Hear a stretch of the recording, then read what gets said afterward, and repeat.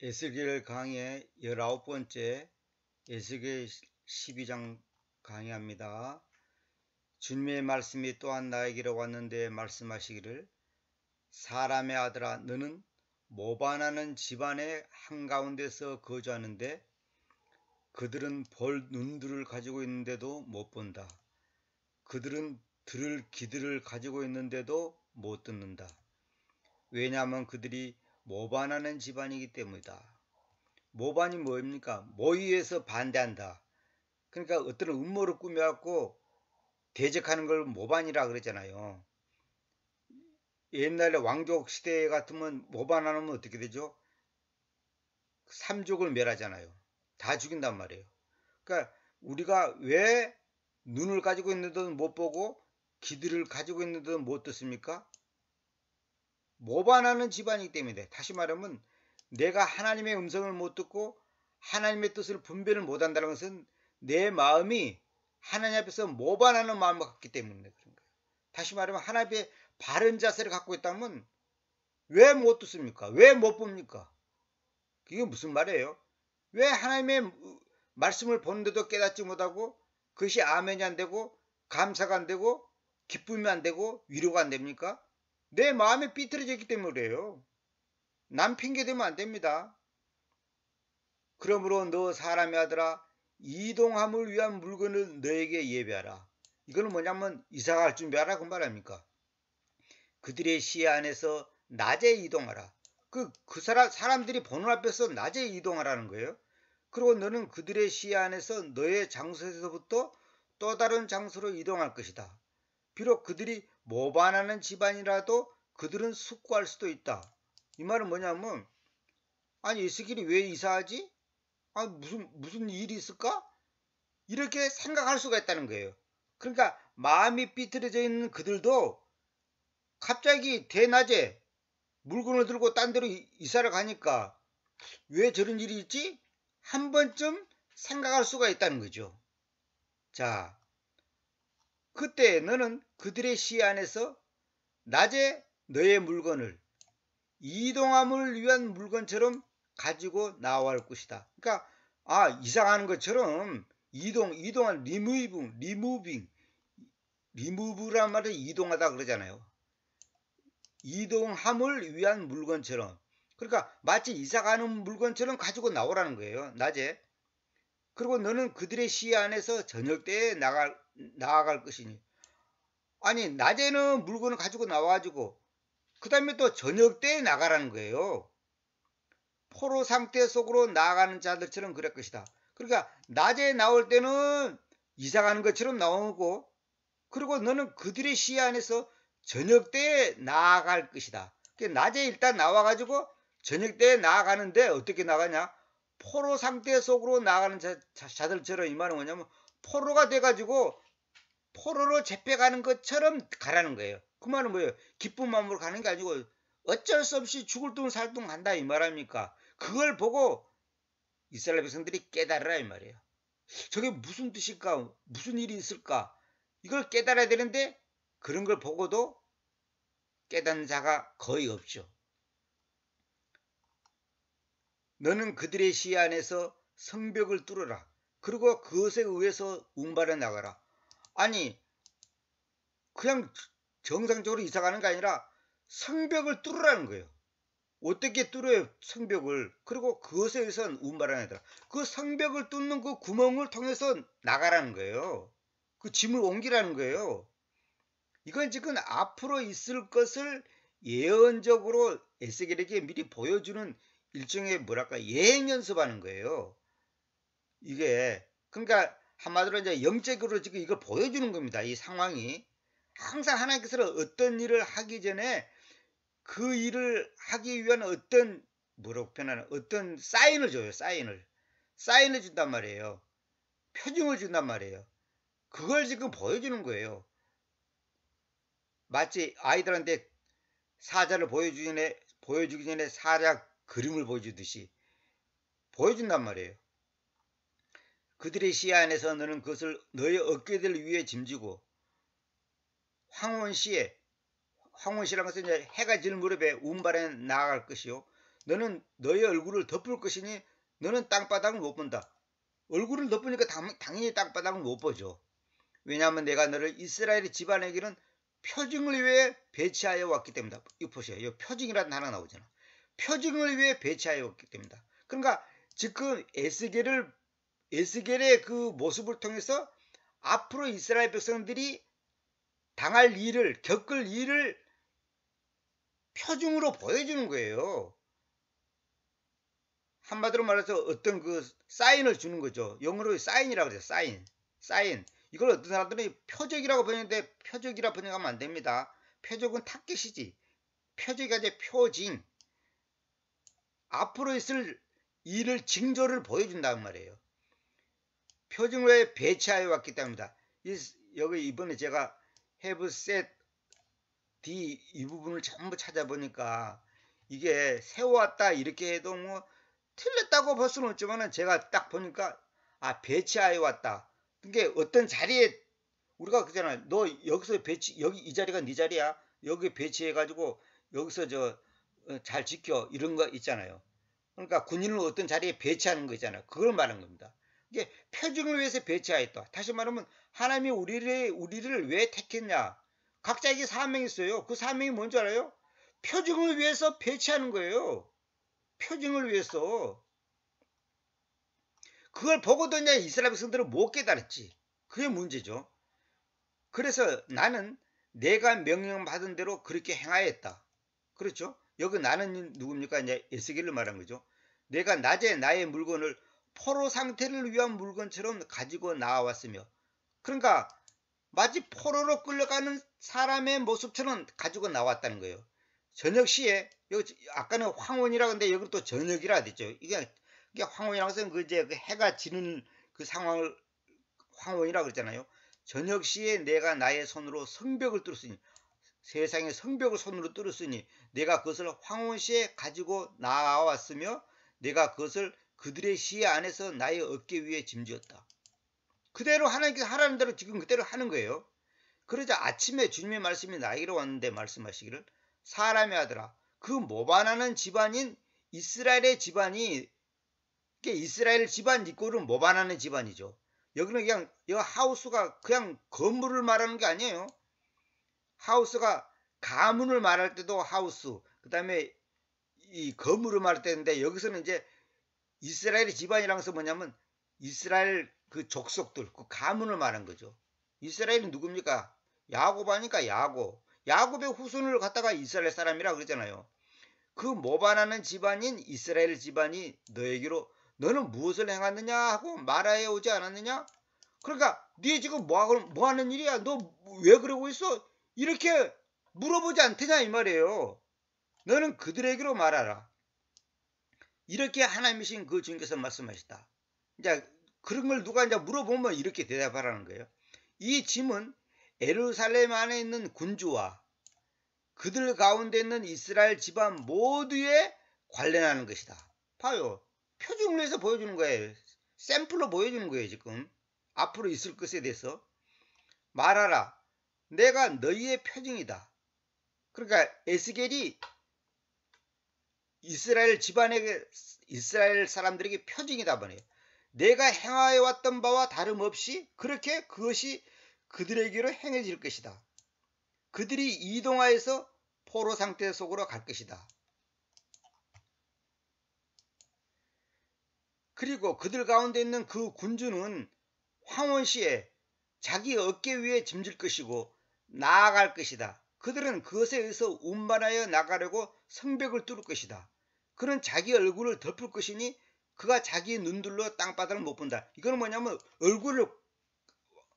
그 군주가 얼굴을 가린 상태에서 포로로 끌려가는 거예요. 그러니까 땅바닥을 당연히 못 보지. 앞으로 있을 일, 그걸 보여주는 거예요. 군주는 찌드키야 왕을 말한 거예요. 여기 11개하고 에레미야 이거 다 찾아보면 있는데, 바벨론이 공식적으로 예호야킨을 폐위시키지 않았기에 에스겔은 찌드키야를, 우리 개성은 시드기야 그랬죠. 시드기야 아니라 찌드키야, 하나의 군주로 표현한다. 이 말은 뭐냐면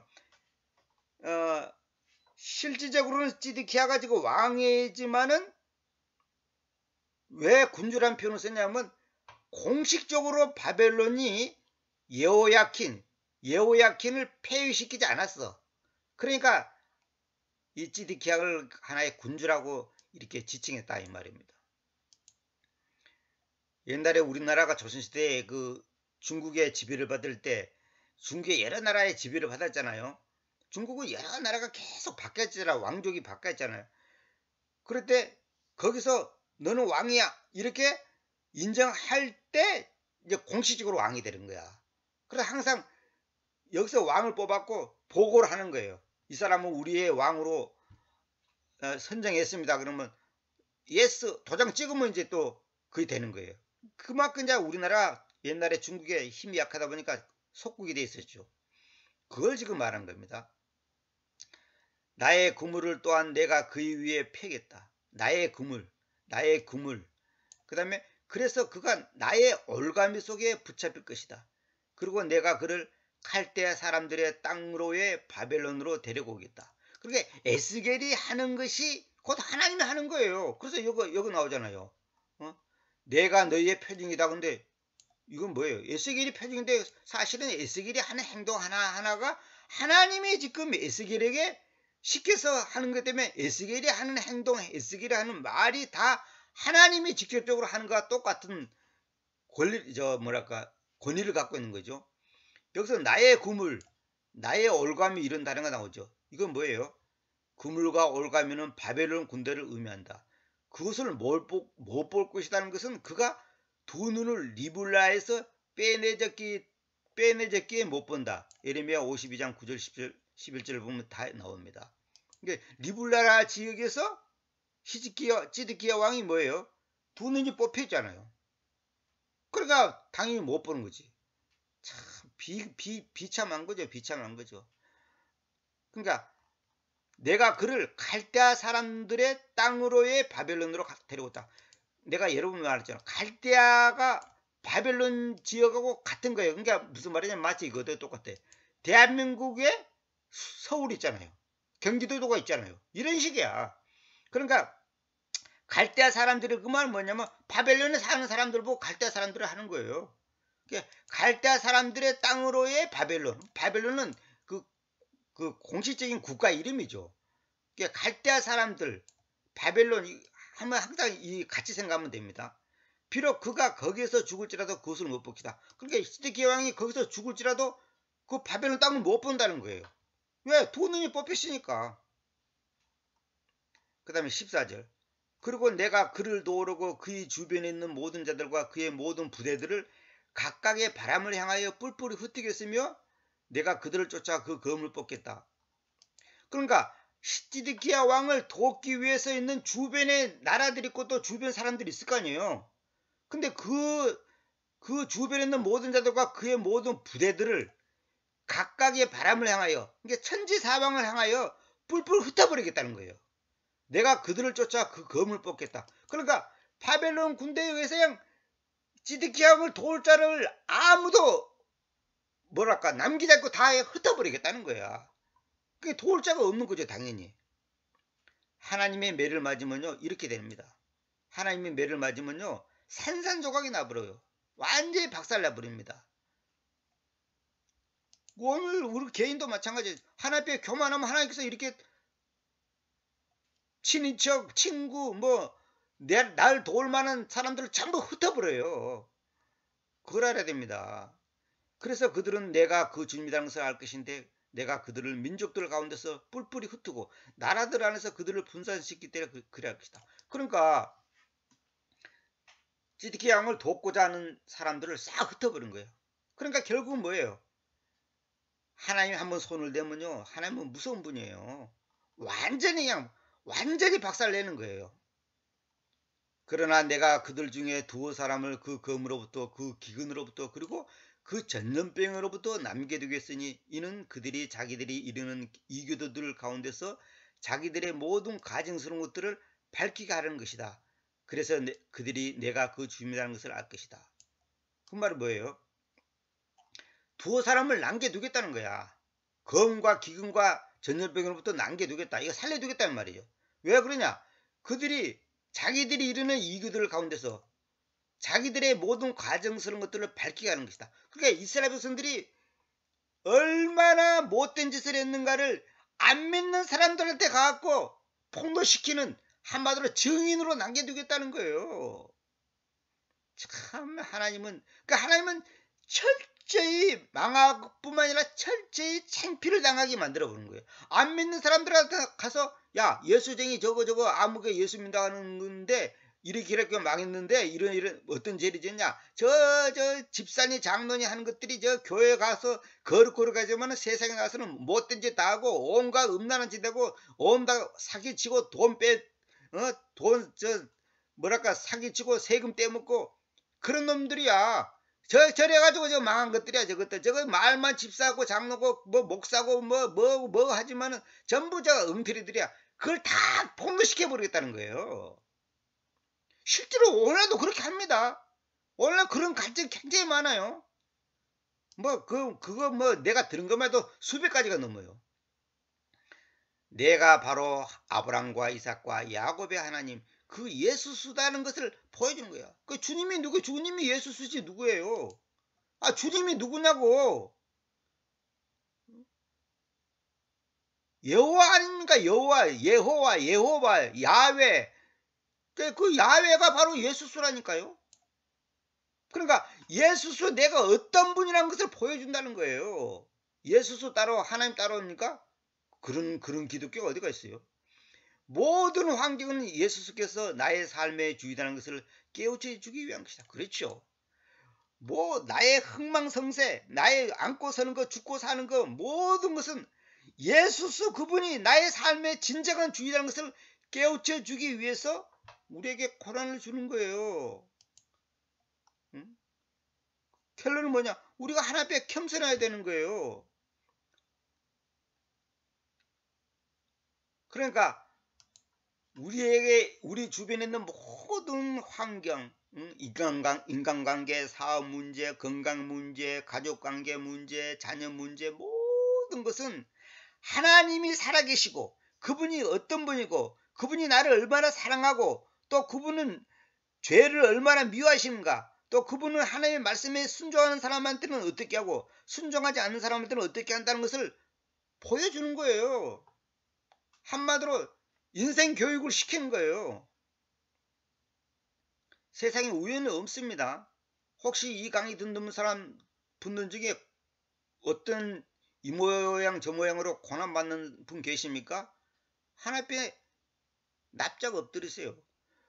바벨론 군대가 오니까 항복을 딱 하면 목숨을 건질 건데 그 거짓 지도자들이 그 엉터리 지도자들이 항복하지 마, 우리 힘으로 저것들을 물리칠 수 있어, 그래가지고 대항을 하니까 어떻게 돼요? 다 몰살당해 버리잖아요.